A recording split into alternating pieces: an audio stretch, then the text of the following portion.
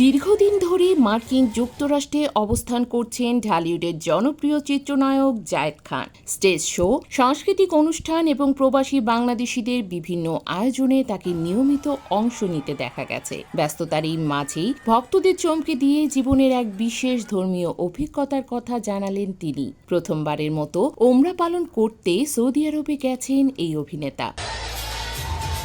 গত সোমবার 10 দিনের সফরে যুক্তরাষ্ট্র থেকে সৌদি আরবের উদ্দেশ্যে রওনা হন তিনি। মক্কায় পৌঁছে ওমরা পালন সম্পন্ন করেন এবং সামাজিক যোগাযোগ মাধ্যমে সেই অভিজ্ঞতা শেয়ার করেন ভক্তদের সঙ্গে।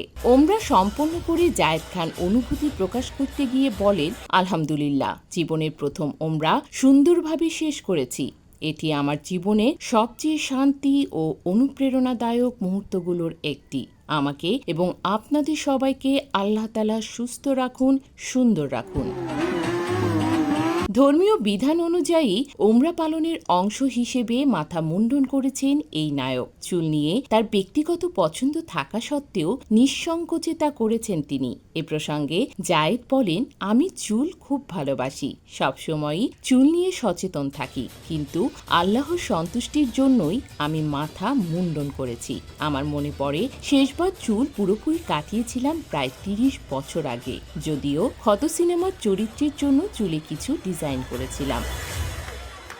ওমরা পালনকে নিজের জীবনের একটি বড় পরিবর্তন হিসেবে দেখছেন জায়েদ খান। তিনি জানিয়েছেন, এই আধ্যাত্মিক যাত্রা তাকে আরও দায়িত্বশীল, শান্ত এবং আত্মিকভাবে দৃঢ় করেছে। নিজের ও ভক্তদের জন্য দোয়া চান এই অভিনেতা।